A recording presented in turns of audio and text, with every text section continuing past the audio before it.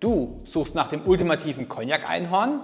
Was passiert, wenn weltweit der erste unabhängige Abfüller überhaupt die Schlüssel zu den Kellern von Delamare bekommt? Richtig, es wird Geschichte geschrieben. Heute im Glas der Delamare 1985 von Malternative Belgium. 40 Jahre alt, in Fassstärke abgefüllt und seltener als ein Sechser im Lotto.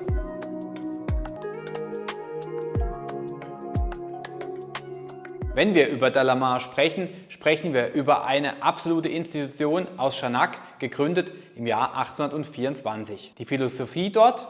Nur die allerbesten Eau de Vie aus der Grand Champagne, gereift in alten Fässern. Der unabhängige Abfüller Malternative Belgium durfte sich dort bedienen. Das Ergebnis? Ein Jahrgang 1985. Um zu verstehen, wie krass das eigentlich ist. Gerade einmal 0,3% der weltweiten Cognac-Bestände sind überhaupt Jahrgänge. Und ein Jahrgang, der älter als 10 Jahre alt ist, das ist gerade mal einer von 3000 Fässern insgesamt. Und Delamare selbst füllt pro Jahr gerade einmal ein Vintage Single Cask ab. Und dieser hier bricht sogar noch eine weitere Regel.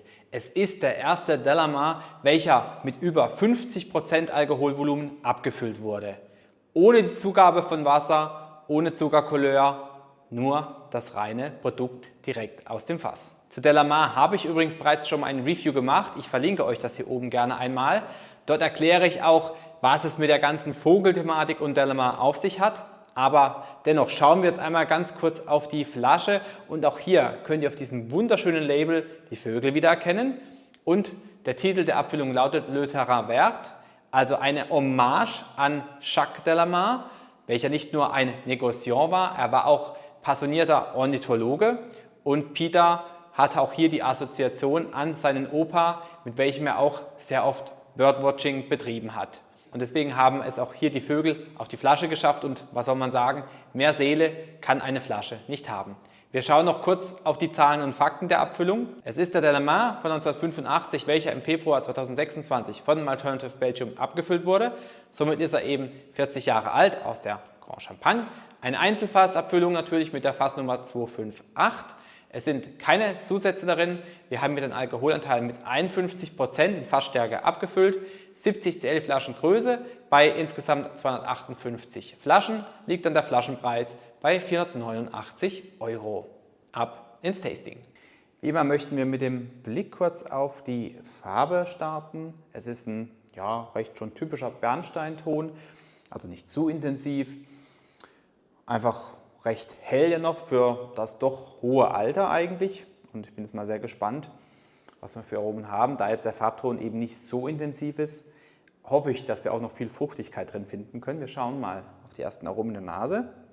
Ja, und die Nase startet sehr fruchtig. Getrocknete Äpfel in Kombination mit frischen Pfirsichen, also noch nicht so richtig die saftig süßen Pfirsiche, sind für mich eher die etwas frischeren Pfirsiche. Aber dann auch ein bisschen was Ranzio-mäßiges ist da. Ein paar Pinienkerne kommen zum Vorschein, sehr gut. Ein bisschen was von der Zitronenmelisse. Und dann ist es aber auch so eine frische Note da, aber es ist für mich so eine Menthol-Eukalyptus-Richtung, also schon eine recht betörende Frische. Und über den ganzen Aromen, das ist auch sehr schön gemacht, schwebt so eine gewisse Honigsüße. Toll, sehr schön. Also Nase sehr komplex, sehr viele Aromen da und jetzt sind wir mal gespannt, wie er sich geschmacklich hier präsentiert. Santé. Wow. Sehr schön auch im Geschmack. Sehr ähnliches Niveau zur Nase. Auch der Abgang ist richtig schön intensiv noch da. Im Geschmack sind es definitiv richtige Tabak-Ranzio-Aromen. Wie also auch schon in der Nase so ein bisschen dieses Ranzio da war, ist auch hier jetzt im Abgang definitiv ein bisschen was vom Ranzio. Und im Geschmack, satt. Richtig toll, Intensität ist da. Ihr habt richtig schöne Tabaknoten, aber auch hier wie in der Nase ein bisschen was vom Ranzio da. Dann geht es weiter mit einer richtig schönen Orangenmarmelade. Ihr habt so eine gewisse Schwarztee, vielleicht sogar also eher so eine Darjeeling-Tee-Note drin. Richtig toll. Und auch eine Prise Pfeffer ist da in Kombination mit einer schönen dunklen Schokolade, die noch dazu stößt. Also hier seht ihr auch sehr viel Komplexität drin. Wunderschön. Auch dann das Ganze hier übergehend in den Abgang. Es ist so ein prickelnder, mittellanger bis langer Abgang. Ja, er ist jetzt nicht unendlich lang, aber So ein bisschen was bleibt schon noch an den Backen ein bisschen hängen. Süßholz, Muskatnuss, hier jetzt definitiv die Eiche etwas dominanter am Ende. Aber jetzt auch nicht jetzt zu bitter oder zu intensiv, aber man merkt schon diese leichte Fruchtigkeit oder schöne Fruchtigkeit, die da war vorher in der Nase oder auch im Geschmack, geht definitiv zurück und die Eiche ist jetzt hier sehr präsent. Und dann wäre es trotzdem für mich noch vielleicht so eine getrocknete Orange, die noch dabei ist.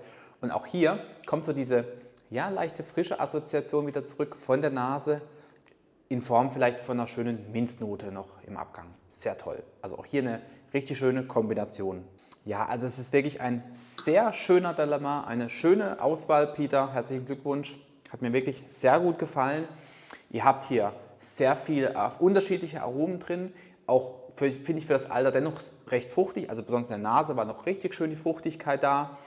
Es ist dadurch auch, finde ich, irgendwo schön ausbalanciert, weil man hat dann auch eben jetzt zum Beispiel Geschmack, dann den Tabak. Also die Würzigkeit ist dann da, die Intensität, aber Fruchtigkeit bleibt auch hier im Geschmack. Und im Abgang ist es dann schon eher die Eiche, das Holz, das etwas dominanter ist, präsenter ist. Aber es ist jetzt nie störend gewesen, das Holz. Es hat immer recht gut reingepasst. Natürlich, ich bin auch ein Holz-Fan. Mich stört natürlich sowas dann noch weniger. Aber würde ich jetzt wirklich auch mich aus dem Fenster lehnen und sagen, auch jemand, der jetzt nicht so die holzigen Spirituosen mag, denke ich, wird mit dieser Abfüllung auf jeden Fall glücklich werden. Und es ist einfach durchweg eine wahnsinnige Komplexität, eine richtig, richtig schöne Abfüllung hier von Delamare und natürlich auch vom Alternative Belgium. Wir schauen noch kurz auf die Punkte am Ende. Wir haben, für mich das Highlight war die Nase und der Geschmack mit jeweils 23 Punkten. Das fand ich schon besonders gut. Und wir haben 22 für den Abgang und 23 gebe ich ihm auch nochmal für den Gesamteindruck.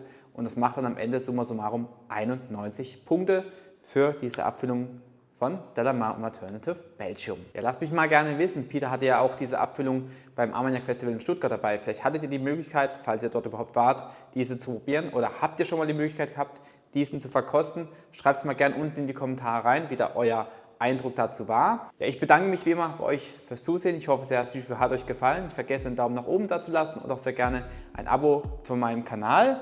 Und den Cognac werde ich natürlich auch noch genießen.